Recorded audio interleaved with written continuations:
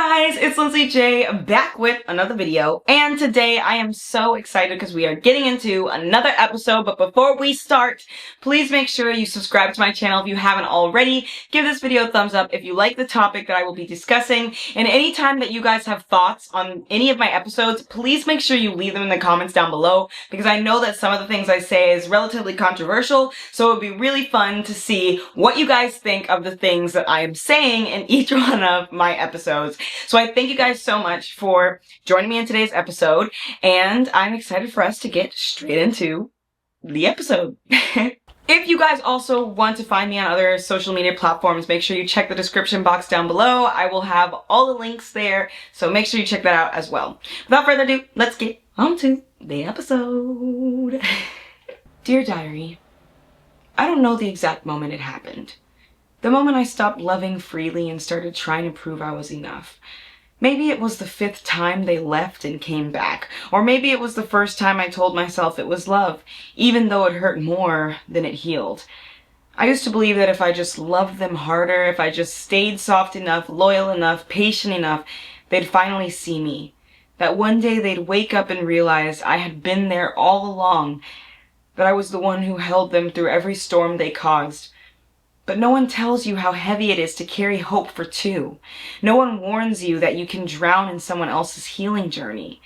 I thought love was sacrifice. I thought loyalty meant staying through the storm, even when I was the one getting struck by lightning over and over again. But the truth is, you can't save someone who's still choosing to bleed on you. You can't help someone heal when they've made peace with their pain. They didn't want to stop hurting. They just wanted someone to hurt with them. And I signed up for that unknowingly. I stayed because I loved their potential, but potential is not a promise. Potential is a projection. It's the version of them I created in my mind, that not the one they choose to become. And that's the part that hurts the most. Not that they failed to love me, but that I kept loving a version of them that never really existed. I bit myself in shapes that weren't mine. I quieted my truth so they could feel louder. I showed up again and again, even when they made it clear they never asked me to. And every time they shut down, I tried to make it easier for them to come back. I made myself soft so they could stay hard. I made myself safe so they could stay distant. But that wasn't love. That was abandonment, disguised as devotion. I didn't want to give up on them, but somewhere along the way, I gave up on me. And that's what this entry is about. The moment you realize you were never the broken one, you were just the one who believed love could save them. This is for the people who stayed too long, the ones who kept giving even when it was draining them dry, the ones who became nurses to someone else's wounds but never gave themselves permission to bleed.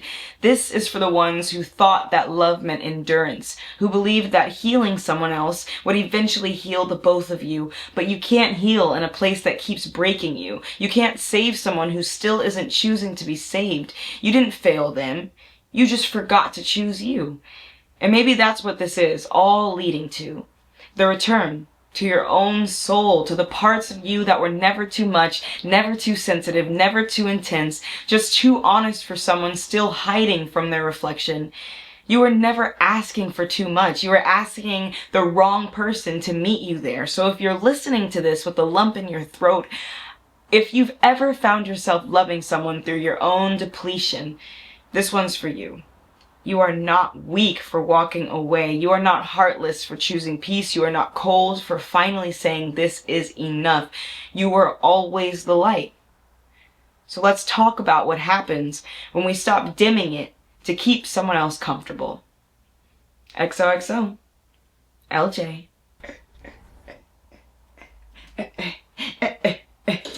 Hey, yeah, that was great. I do like a little happy dance because I feel like usually when I record my Dear Diaries, sometimes it can be hard to go through the whole diary entry all in one, because even though I write this myself and I read it probably multiple times, honestly, I still, it's still a long sequence of words, and so sometimes that long sequence of words causes me to have a hard time saying it all in one go. But today I did really well. And I know that I can edit out, I can stop and restart if I make little minor, mistakes, but I personally really enjoy like keeping those little like stutters or like minor I like maybe I didn't pronounce something properly. I just feel like it keeps the authenticity. You know, I feel like I want people to see and understand that like I'm seriously just saying everything I'm thinking and feeling right now out loud with everyone. All my thoughts, like when it comes to my podcast and everything I say, there's no emotions tied to this. They're just a stream of consciousness. So like for me, as somebody who's profoundly gifted and also profoundly like just profoundly gifted in cross-domain genius level intelligence, the way that I think about things is very different than how other people do. I don't perceive the world the same way. I'm just like neurologically different. Not in a bad way, but just I don't think the same way because of how fast my brain processes information. So because my brain processes information so quickly, I tend to not associate emotions with my thoughts, so I'm just kind of sharing them. And I feel like if I were to stop in that moment and cut myself off from what I'm talking about just to adjust and fit to sound polished, I might miss out on what I'm trying to say, because in that moment I'm going through a stream of thought. And if I cut myself off from that thought, then, you know, it can, I don't know, it just feels like it takes away the integrity. So I'm just like, you know what, if I stumble a little bit, it is what it is. I'm just a real person. Bro, so if you're upset with that, then guess you really are kind of not great. But that's not my responsibility, honey, okay? We all got some flaws. And to be honest with you, I'm hoping that I can become a celebrity who's just real all the time and has no like drama or anything. My goal as a celebrity isn't to become famous so I can be famous and get all this money. Like, it's actually because I genuinely believe in humanity, and I think we're in a really dark place right now. And I recognize that in our generation, social media and being a public figure has so much power in our like society. And so I'm not really searching for the fame and the fortune. I'm searching for the impact, because I feel like once I'm given the platform to talk about the things I talk about now, and the being open about my feelings, my life, being poetic, being vulnerable, even in front of thousands of people, like I'm hoping that by doing that I could start to, I guess, yeah, create a trend, create a new version of social media. Because like, you know, sometimes when you lead by example, you invite other people to do things that they may feel uncomfortable with, or that may make them feel, you know, scared. And a lot of influencers and celebrities right now, I just feel like they tend to guard themselves quite a bit. And because I'm not that, not in a bad way, they're not mean or bad, and I'm not saying this is like a bad thing, I just noticed that I'm not like that. Like, I'm just not really built that way. So I think that it could be really good for social media and for the world if, you know, we have some kind of an influencer who just tries to be super open and invites people into like a safe space where they can, you know, think and feel and, you know, just feel safe to show up however they want, you know. So everything I do, everything I say, it's not like, I'm not ever pointed at anyone or trying to be any kind of way. It's always just me giving you guys my thoughts on some hot topics, and with the intention of impacting others. And I hope that sometimes, maybe because some of the topics I will be discussing in this series is going to be considered controversial, I'm hoping that because I'm capable of dancing around it through the lens of humanity, that maybe I'll be able to get other individuals to start considering viewpoints they maybe never would have considered. Because instead of using like, you know, just really maybe aggressive ways of trying to get people to believe in what I'm saying, I'm just showing up. And sometimes that's really all people need, is for you to just show up as you are. Because like, when you do that, it just makes other people feel safe enough to do the same. You know, I've noticed that in my individual relationships with like people I've never even met in real life, like with my followers. I've done that with like people colleagues I've done shoots with, or people I've done stuff with, like, you know, and it's because of that, because they all can feel that I'm showing up as myself all the time. I don't have like any preconceived notions when I go into things, and people can feel that because you know, it's just good energy. So I'm hoping that I can spread that onto more people, because I think that if more people felt confident in who they are and they just felt more happy with themselves, they would project such a beautiful energy. And the more we have individuals projecting good energy, the more our entire society becomes more lit up. You know, light is contagious. That's it. Light is contagious. When darkness is there and light's put in darkness, it doesn't, you know, it doesn't go dark. It makes it all light. So, you know, that's why I'm saying, like, it's just really important to have a balance, and I'm hoping that I can be one of those individuals. So I'm sorry to like go a whole spiel outside of the actual episode, but you guys will only be getting this on YouTube, so I guess that's kind of fun. But you know, I just wanted to say that because it came to my heart, so I just felt like it was important to say. So yeah, let's get back into the episode. And when you guys see me looking down, by the way, it's because I have like a little tiny outline that help, like with little bullet points and stuff that help me, because since I do lecture style content, it would be really hard to just do a stream of consciousness for an hour straight. So I usually have like bullet points that I can refer to. So if I'm looking down and stuff, that's why. It's because I'm like glancing over at some of the notes that I may have taken. So yeah, let's get back in. So let's talk about the illusion of almost. Let's discuss how almost healed and almost ready partners keep people stuck. Because honestly, I think that is one of the biggest issues. People are kind of afraid of being alone lately, so they'll make excuses for other individuals and then fall in love and maintain in love with their potential as opposed to who they are right now. And the bad part about that is that it turns into being like the kind of person who settles because you're not truly happy in your relationship. You're happy in a version of your relationship that doesn't actually exist yet. But in the relationship that you have right now, you're unhappy because the person you're with doesn't match the version of who you want them to be. And that's because they're not who you should be with. And I know that's not what some people want to hear, but it's the reality. If you're not happy with your partner right now, and it's like a consistent unhappy, and it has to do with real, genuine, life-altering things, then that's something you should seriously consider. This is your future, but not enough people take it seriously. Too many people are afraid to be alone. Too many people are afraid to sit with themselves. So what do? Instead, they sabotage their own happiness because of the fact that being with someone who treats them poorly is more comfortable, more familiar than the idea of changing their lives and having to put themselves back to being single again. And I get you don't want to do that, but guess what? You're missing out on something way better than what you have right now because of your own fear of change. And I know sometimes that's not what people want to hear, but it's just the truth, you know, and that's what I'm here for, is to cut it straight, tell y'all what's up, because I see this all the time with friends, colleagues, people all around. I see it, you know.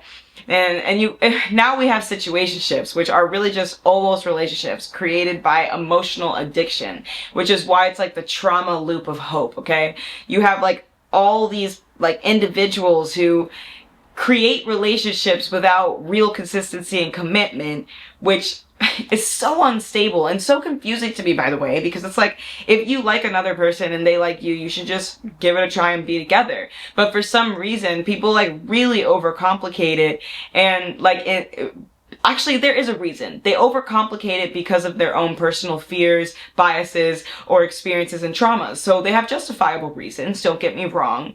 But that doesn't change the fact that it's toxic. So, you know, their toxic mentality turns into a toxic partner, which projects toxicity to the other person.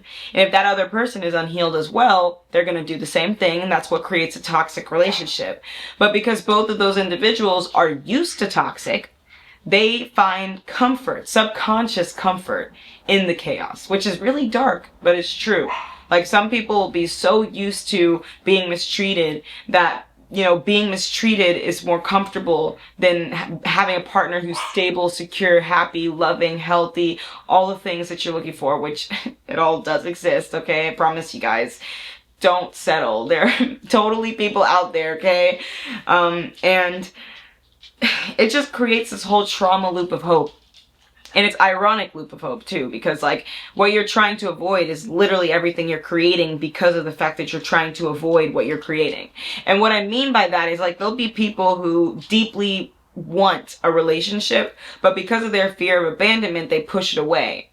But the irony is that they already are abandoning the relationship before abandonment can even come into the room. So they're still experiencing the same pain. They're just, for some reason, forcing it to happen.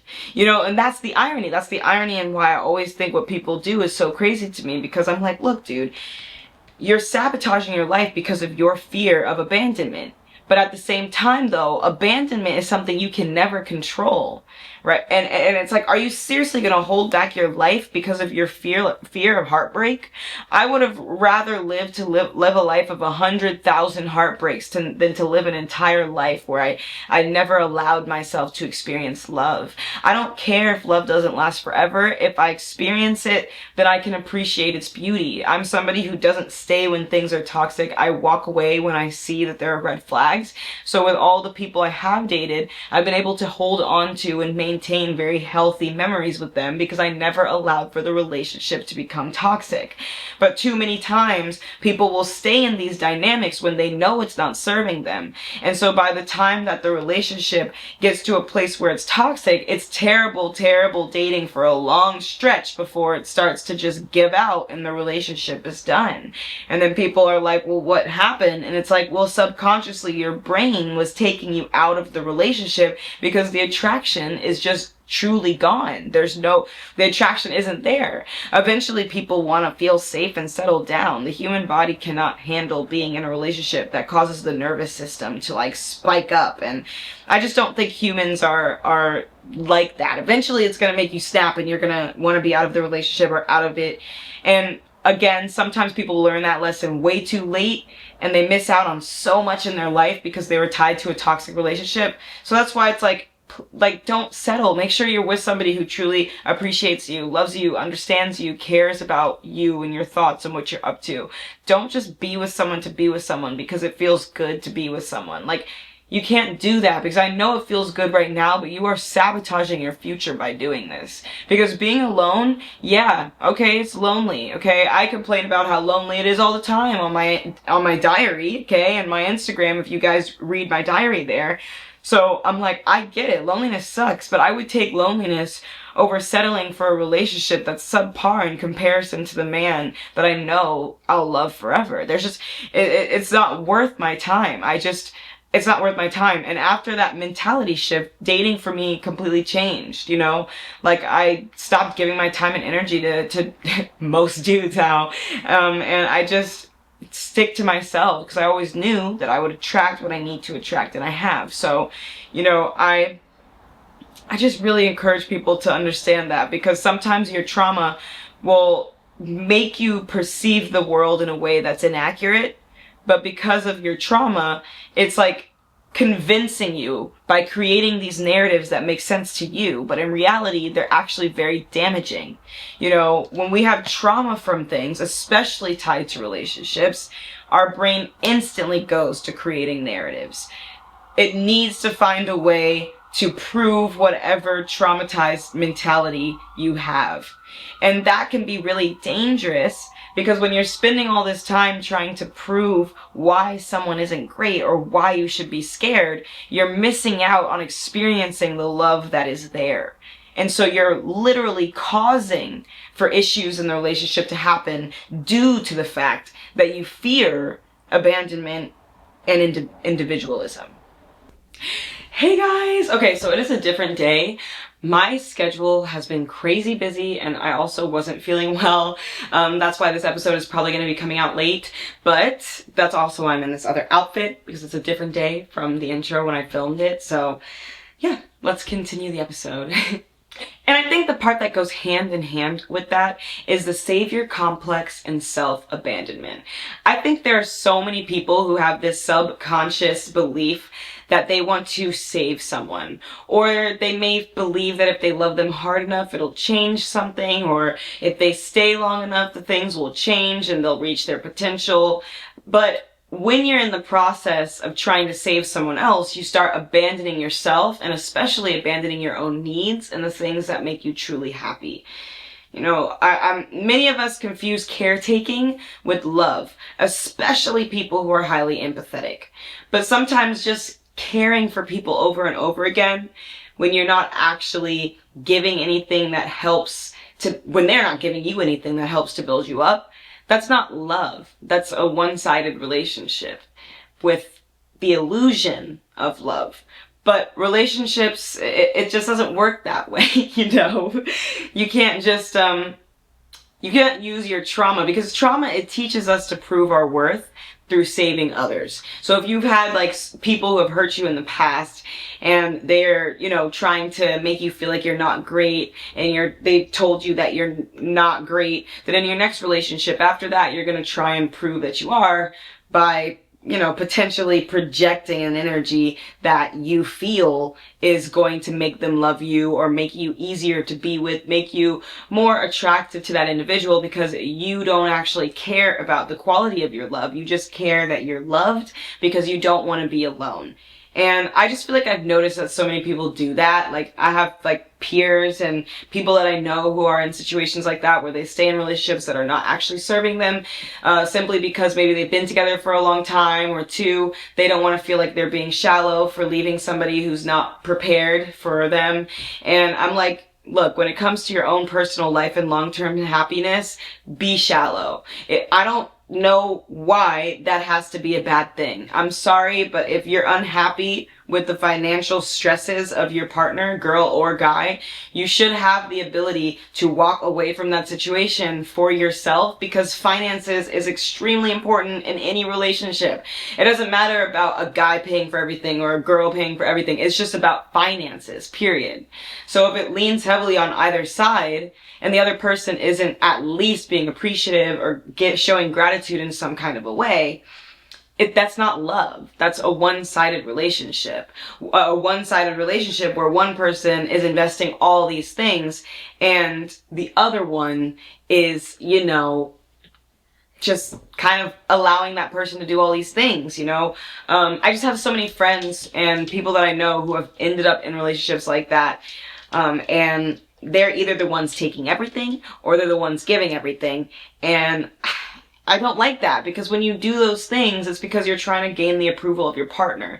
And by trying to gain the approval of your partner, you lose sight of your own happiness. You start forgetting that you exist. You're like, okay, well, I don't really care about what I need right now. I just need to make sure that this person's needs are being met. But if you're doing that for somebody who doesn't care about your needs, then you're stuck, you know, in a relationship or a situationship that is truly just making you unhappy, all because of your fear of loneliness, you know. And that's why I'm like, no, you need to build your confidence up so that you understand you can handle everything alone. You don't want to, okay, but you can. And that's why it's important to understand that, because once you settle for someone, you're now like spending all this time. Who you're with really heavily dictates the quality of your life. So if you're with somebody who you wake up next to every single morning and it's not pleasant to wake up to them a majority of the time, then, you know, I feel like it's important. It's important. It's important. It's very important that things are balanced. That doesn't necessarily mean 50-50 in finances all the time. Some people are like that, some people don't. I don't particularly like that, if I'm being honest with you. I do think relationships should be 50-50, but as a woman, I don't want to handle the finances. I want to be the emotional safety. I want to build the home, make everything safe and clean and lovely at home. But that's because I'm traditional. I was raised to become a home builder. That's kind of what I like to say. Of course, I like to provide for myself financially. I have my own things that I'm building, but like at the same time though, I don't want to be the provider in my relationships, you know? And again, some people feel like that's shallow to say out loud. There are women who don't want to admit that out loud, and because they don't want to admit that, they settle for dudes who aren't even treating them as well. And I'm like, look, if it makes me shallow because I know what I want, then I'm cool with it. I'm really cool with it. I will hang out at the pool, okay? Because that's shallow. I'll be in like the 3-foot deep end because I know what I want and I'm not wasting my time while somebody else is like, you know, imposing onto me like just an energy source that's negative and unhappy. Like, it's just not pleasant, you know? Nobody deserves that. And I just feel like especially guys get overlooked the most. Women like do all types of stuff to men, and because men don't have the ability to express those upsets, they either end up bottling it all up or they make it turn them cold because they can't express their emotions, so they just shut down. And that sucks, because then you have all these unhealed men walking around believing that they have to be a certain way in order to gain love, and that sucks, because everybody deserves love just for who they are, not for what they can provide. And I think because a lot of times men are expected to provide, maybe we forget that fact. So if you're a traditional girl like I am, that it is important that even though you don't do financial 50-50, you are balancing the equation by making that person very happy and feeling cared for, you know? And it's like, you weren't chosen because you were easy. You were chosen because you were strong enough to hold someone else's weight. But who's holding yours? And if it's not your partner, then why are you with them? And that's a sad question people just don't want to answer, because they'll be like, oh, but time and one day and oh my God. But if they're not making you happy right now, then what does it matter? I mean, life is way too short. People really take life for granted. We take life for granted like it's nobody's tomorrow, okay? Nothing in life is promised. There's so many people whose lives get taken suddenly out of nowhere, people who get extremely sick and die. Some people are magnificently healthy and then come up with stage 4 cancer. Life is unpredictable, and so it's like so important that you really take that seriously and that you don't wait to love people, especially not yourself. Because if you're waiting for somebody else's potential in order to love them and be happy with them, then what are you going to do until then? What are you going to do until then? If this person isn't making you happy where they are right now, and they're not providing to you in the way that makes you feel happy right now, then why are you prolonging your own happiness? Why are you waiting until then? Until then, until then. I'll wait for them to be happy. But why? It's your life, not theirs. So what? Your family likes them. So what? You've been together for a long time. So what? You have history or kids or family stuff together. Like, you need to listen to your own heart, your own energy source, and talk to yourself and be like, what do I want? What would make me happy in the most ideal situation that I could possibly be in? And once you can answer that question, it'll feel a lot easier to know what things truly matter and what don't, and whether or not a relationship is truly serving you. And it's like, I also think like inner child has a big part of it too. It's like, because sometimes if you trauma bond with somebody, like, you can see their pain because you've experienced it. So like, even though you're not necessarily healed from it, you may perceive yourself as more healed as your partner. So you're gonna then try and like heal them too, if that makes sense. And then maybe if you heal them into being healed, you will subconsciously feel safer. And this is, most of the time, this is all subconscious. At least what I've noticed is that most of the time this all seems to be subconscious. So I'm like, yeah, like if you've experienced this type of coldness yourself and you guys have similar trauma bonds, then of course you're kind of going to be hoping like, okay, well, if I heal them, it'll heal me, and I'll feel good and we'll feel good and everything is good. But it doesn't work that way. You can't go into a relationship trying to heal someone. That's the equivalence of trying to change someone. And it's like, well, why would you change someone to be with you? Why don't you just change the person into a person you don't have to change to be with?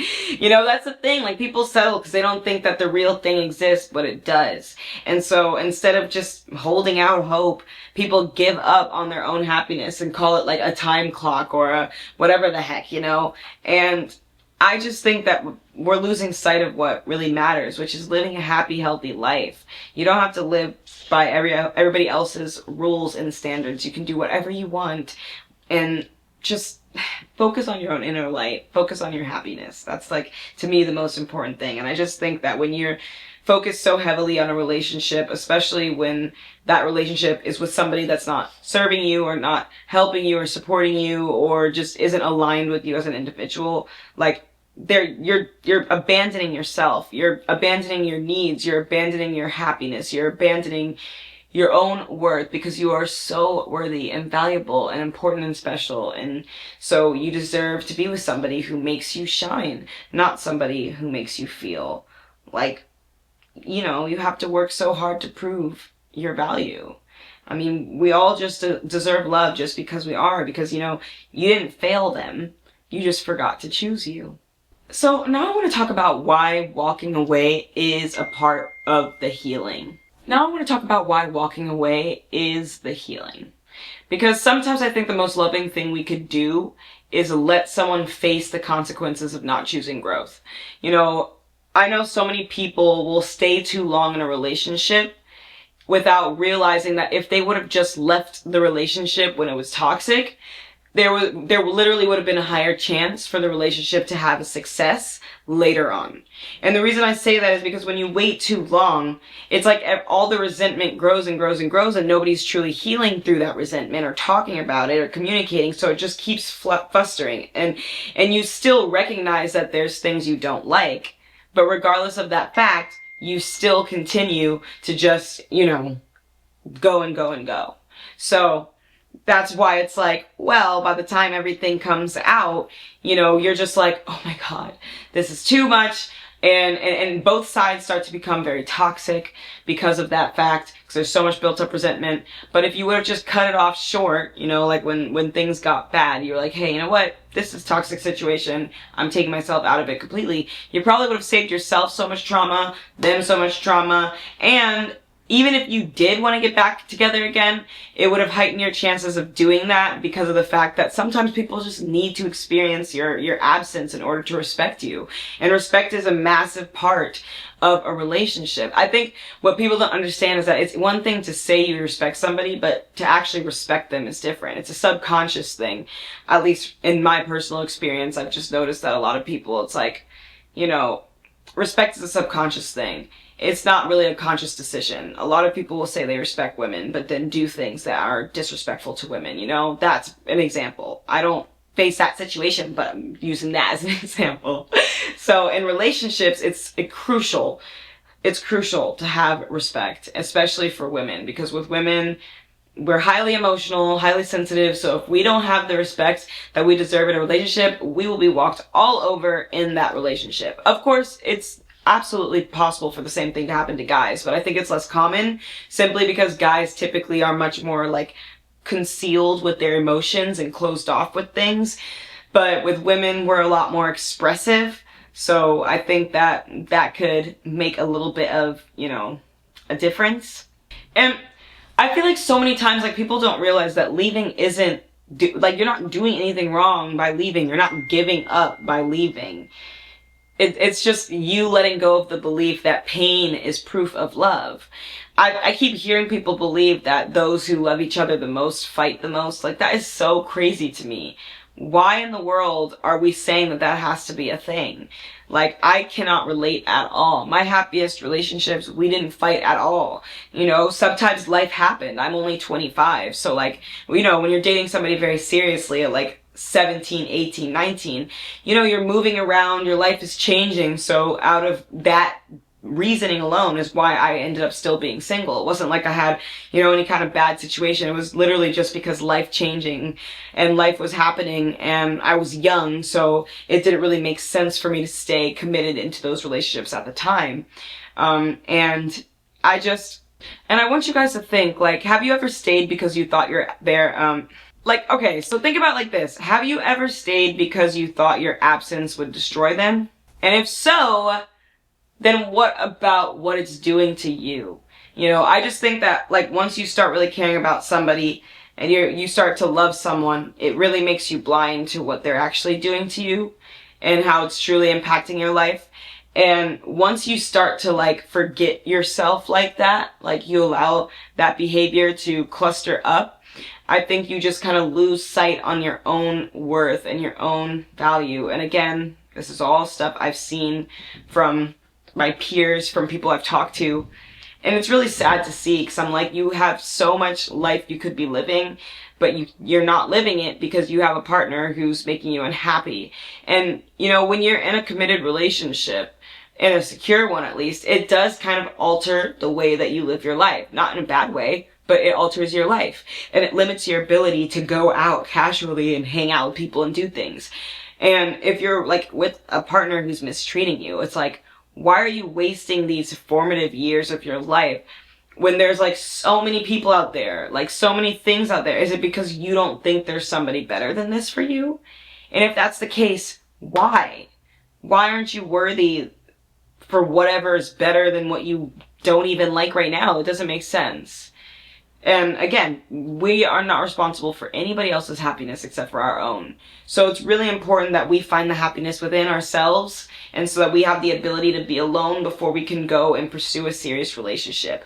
Simply because of the fact that you don't want to get lost in a relationship. It's just not good for either sides. It's not good for either sides. So, you know, I just don't like seeing that. So I always tell people walking away it's a part of the healing. You need to have that sit down moment with yourself and just say, like, is this seriously what I want? Because relationships dictate your life so much, because you're spending all your time around this person. And science has proven that you are the average of who you spend your time with. So if you're spending a majority of your time with a certain person, you better believe that they match the energy of the energy you want to be at your highest self.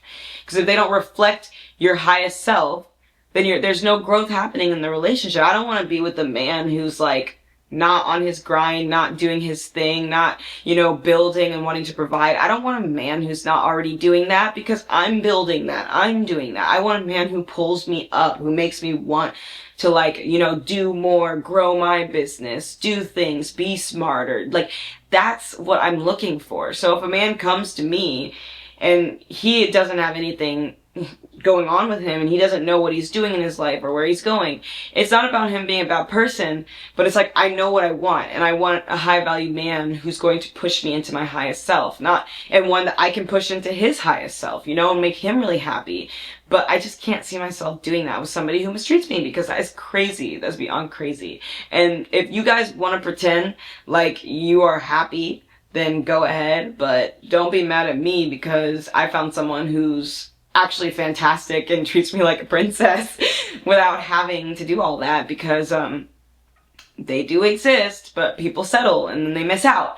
And then when the relationship fails, because they usually do, sometimes it's years and years later, and it's like, wow, imagine what could have happened if you had just left sooner, you know?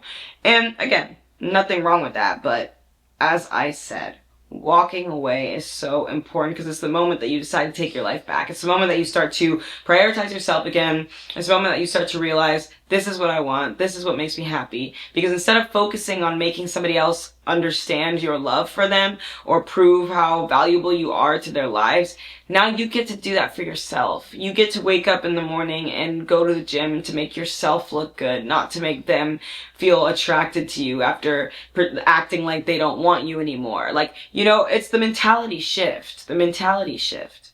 The mentality shift.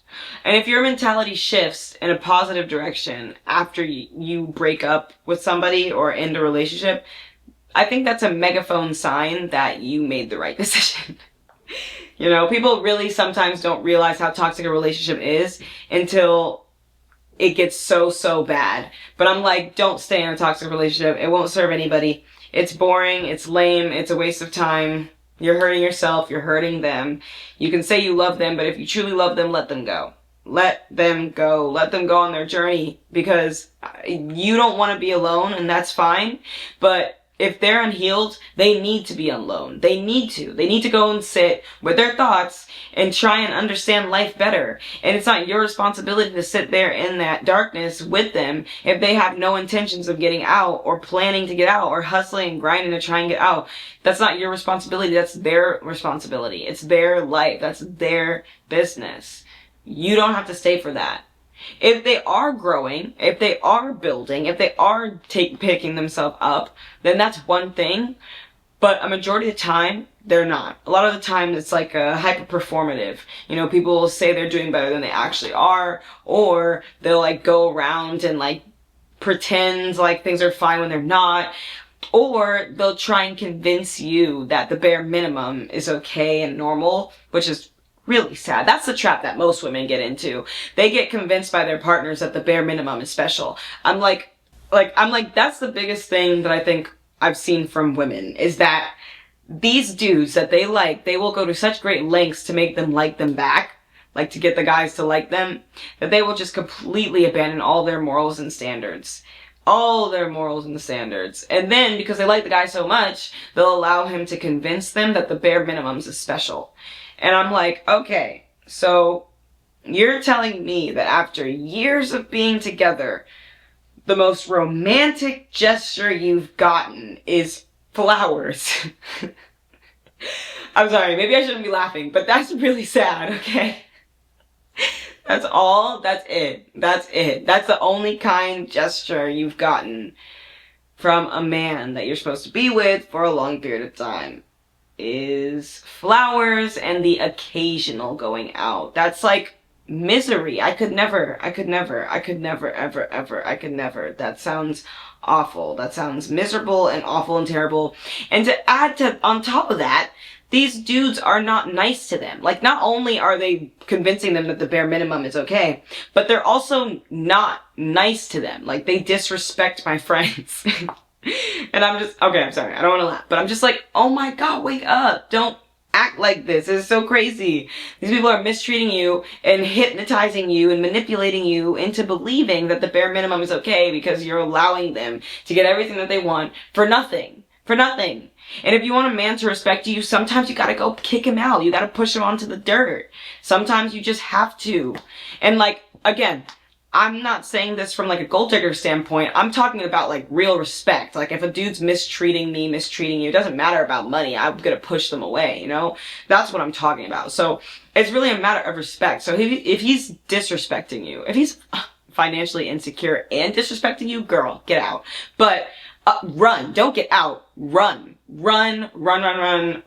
Don't walk. Run out of that relationship, please. If he is financially unstable and he's disrespecting you, run. Please run. Don't stay in that toxic relationship dynamic. It never works. It never works because most men, they need to feel like they're in control of their finances and their career before they feel ready for a relationship. They can try and convince themselves that they're ready, but they're not. If they haven't had like a solid job already, or they haven't had like a consistent like skill that they've harnessed already, they're not stable for a relationship. They're just not, especially if you're financially stable and they are not. It never works out well. I mean, from my personal experience especially, you know, I'm financially secure. So there's a lot of times when I would try and date men who don't have as much finances, and every time it goes bad. Every single time. So, and it's never because of me. It's because they feel uncomfortable with the fact that I'm the one with the finances, especially given the fact that I'm more traditional. And so that's what I'm saying. It's okay to have standards, y'all. And no, I'm not gonna have some man convince me that flowers and a date every now and then is enough for me to want to stay with them in a long committed relationship. That sounds terrible. I mean, just terrible. Just so terrible. Just so terrible. Ew. So after walking away, let's talk about the return to self, because this is so important. And for a lot of people, they spend a lot of time feeling really sad during this time. But I think that if you focus on the beauty of it, you'll find a lot of fun in the process. You know, because you're transitioning into a period of time where you're rebuilding. Because after you let go, the silence will feel kind of like betrayal, but it's actually your liberation. Because now you're giving yourself the space to start asking questions for yourself instead of constantly, you know, being afraid and all consumed into somebody else's issues and standards.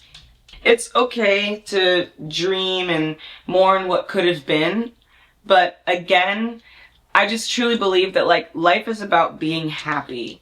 And if your needs are not properly being met within your relationship, you deciding to stay is the literal definition of insanity. If you look up the definition of insanity, it's pretty much defined as continuously doing something repetitively while also thinking something will change, but you're doing nothing to actually change the outcome, okay? So if you keep doing the same thing over and over again, expecting change to happen, but obviously no change has ever occurred, usually that is what they call insanity. So yeah, that's why there's so many toxic relationships nowadays, because people will just stay and they think they're helping themselves, they think they're helping the other person, but you're not. Because I hate to say it, but if you're not meant to be with this person, it will fall apart regardless. So you're gonna have to decide, am I gonna stay in this relationship too long and be with someone who doesn't make me happy? Or am I gonna cut it off now learn to love myself again, and maybe in the future see if that's a person I might want to revisit, because I didn't end things on a poor note. I left them on an okay note. So now I can go revisit this in the future if I feel as though the person has grown to the degree in which I feel safe emotionally with them. I just don't think people are dating enough with intention. People are dating because they're lonely, not dating because they want real growth and love. And so now you have all these relationships, and people, I don't think they necessarily know that they're doing this, because we always talk about how people settle, but I don't think we fully understand what that means when we're actually doing it. Because love gets you blind. It convinces you that the familiarity of what you have is better than what could be, because being single is tough. But again, totally worth it in the end. One of the other things I think that people kind of worry about too when it comes to walking away is like wasting your time. But I personally don't believe in like wasting time or regrets or any of those things, because I've come to a point where I'm in love with who I am, and I recognize that all of the mistakes I've ever had, all of the fun I've ever had, like all of those things had to happen in order for me to exist right now. And I personally love myself as who I am. I think I'm a good person. So, you know, I don't want to shame my past and carry that with me into my present and my future, because those negative things that hurt me don't define who I am as a person. They're just that, things that hurt me. And I had the power to decide whether or not I was going to choose and sit in that suffering and struggle with that unhealed trauma, or go through the stuff that I needed to do in order to become healthier and happier and more secure in my relationships and in my relationship with myself too. A lot of times that's why people say that quote, like, how can you love someone else if you can't even love yourself? And I feel like we just say it too much, and people don't actually like understand what it truly means. Like, people are saying that, but like not actually living by that. You can't just like say something and not actually live by what you're talking about. But I've just noticed that that's kind of how people are nowadays, you know, and it's okay to make mistakes, guys. Like, we're all human. Sometimes what I like to do is I like to like step back, and I call it like my string life theory, or my life string theory. Because if I were to look at life like a shoelace, like a single shoelace, and I put it in a wiggle, you know, you have a beginning and an end. And in between that, you have all these ups and downs that happen. And along that road, you may have some forks, you know, where you get pushed off path. You have to go around and decide what you're going to do. But the one thing is for sure, there's always a start and an end. So our time here is not infinite. We have no control over the reality of that fact. And some people like to be scared of that fact and run away from it. But for me, it actually helps me to live a happier life, because it makes me recognize that what I'm going through right now, the failures I make today, the awkward moments I do, and the grand scheme of that massive shoelace, it won't really matter. None of it will really matter in the end, because the day that I'm gone, none of it will really matter in the end, because the day that I'm actually gone, I won't be taking that with me. What I take with me is my soul, my heart, and those are things that can't be bought or sold. So the only way to grow a soul and to grow a heart is to live your life. And the only way to live your life is to experience it fully, risk your heart, and accept heartbreak and failure as it's a part of life, and stop, you know, being so hard on yourself when you're sad or down or need a moment to just be down and breathe. It's okay, because at the end of the day, the more that you spend your time forcing yourself to be okay when you're not, the harder you're making your life for yourself. You're now making decisions out of this mentality of somebody who does not love themselves.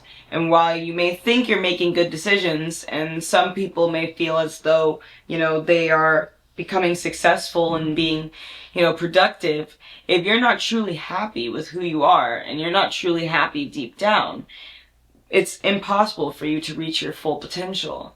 So it's like, okay, yeah, wonderful. Look how much you've gotten now, but imagine how much you would get if you also loved yourself fully and had a loving relationship that pushed you to want to do more, to work harder, to grow quicker, to be the best version of yourself, not just for yourself, but now for them, for that partnership, to show up, to be real. When we don't have quality partners in our lives holding us accountable to the version of ourselves we want to be, it just, you start to lose track on the only thing we know about life is that there's a beginning and an end. That's it.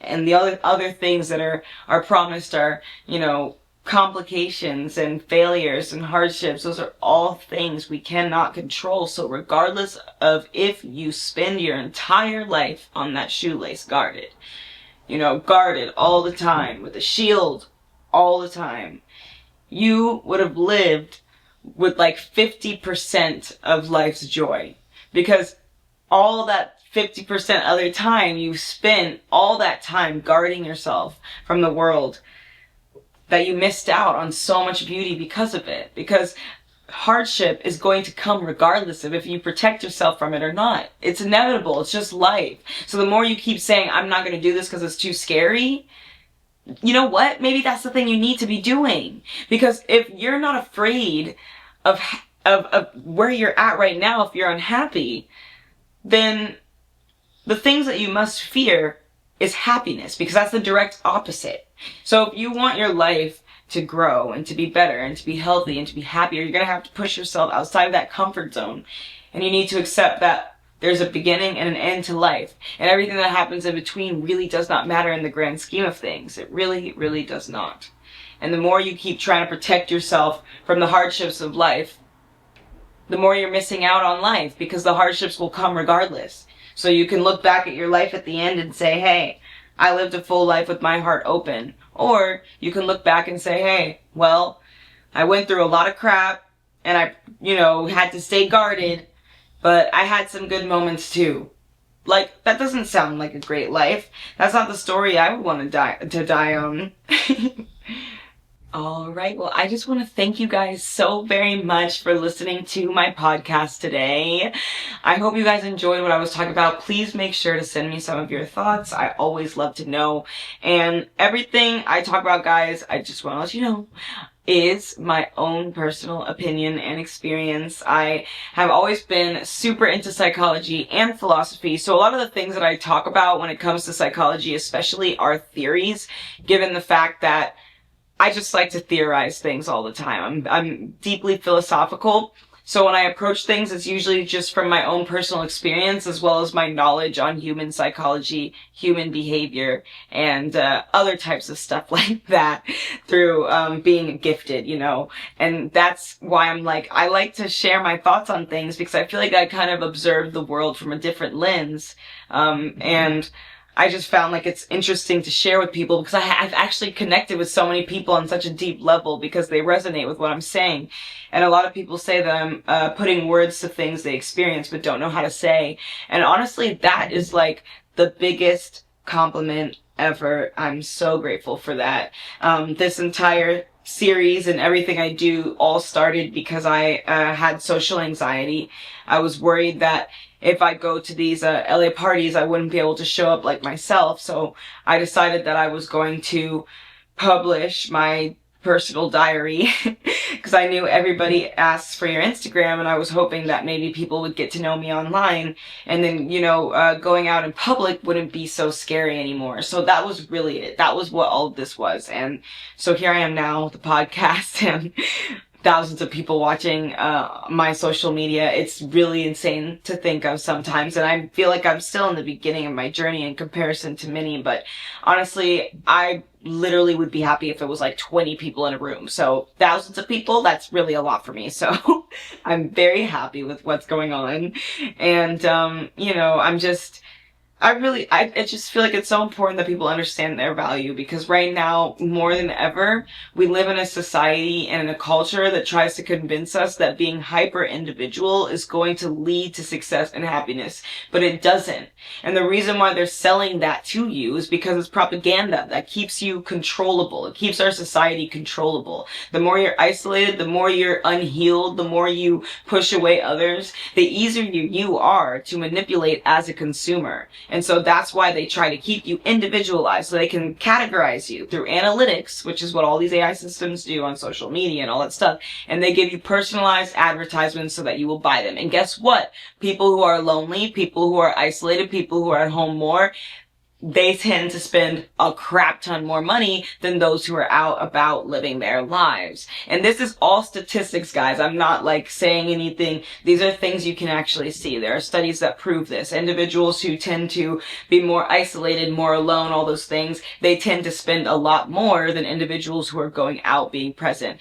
And that's not a coincidence that our entire culture and society would feed back into a mentality that helps to profit off of the weak and monetize the wealthy. I mean, that's what our entire culture is based off of right now. So, you know, that's why I'm trying to say, I know that it can seem like a stretch, but all of it ties together. All of it comes together. Toxic relationships, our viewpoints on life, the decisions that we make, they all stem from how we feel about ourselves, because the way we feel internally is what we will reflect. You know, if I'm looking at the world in my glasses, and my glasses are the right prescription, it's great. But if I'm looking in cracked glasses, cracked lenses, then obviously my life and my images are going to be distorted. And the only way for that to change is if you choose to either upgrade the prescription or get new glasses. And I know change is scary, but trust me, looking back at your life years later and realizing that you didn't live it the way that you want is going to be way worse than breaking up or leaving someone who's freaking mistreating you right now anyways. We have one life, and life is short. So if you want to walk around in an unhealthy relationship just to say you're in a relationship, just ask yourself right now, if you were dying of cancer, would you really want that person next to you? Would you want that person to be in the hospital, and would they even show up? Would they be able to handle the finances if you got sick and had nothing left to give? I mean, these are real questions that people are not asking themselves, because nowadays in America, people don't take dating seriously. So they go dancing around, dating a bunch of people, not asking real questions and being responsible. And then crazy stuff ends up happening and they wonder why. Relationships are unhealthy and they wonder why. Well, it's because the communication. There's no communication, no proper, real communication happening. Finances is important. Lifestyle is important. Goals, ambitions long term is important. If you're not asking those questions early on, then you're not dating with intention. You're just lonely. And there's nothing wrong with that, but you need to acknowledge it, because you're holding yourself back by doing that. So, you know, I've just seen so many times this has happened, you know, and I really want people to live a happy life. So that's why I'm telling you guys this, you know. But I want to leave us on some healing affirmations, okay? So let's do that. Dear Diary, I release the fantasy of who I thought they could become. I forgive myself for staying past the expiration date of my peace. I am not hard to love. They were just not ready to receive me. I choose myself not because I stopped loving them, but because I finally started loving me. I am allowed to walk away from what wounds me, even if I once called it home. I am no one's savior. I am my own sanctuary, and I am free. XOXO, LJ. Yay! That was so fun. Okay. Wow. Well, thank you guys so much for joining me. Sorry guys, I've been going through so much. Nothing bad, but just so much. And I don't have a team yet, so I edit all my stuff, I create all my stuff, I do all my own things, I book all my own gigs, I do everything on my own. I'm 100% freelanced. So sometimes it can be a lot and your girl gets a little burnt out. But it's okay. It's all temporary, because I know one day once I grow and things get bigger, I won't have to worry about things like that anymore.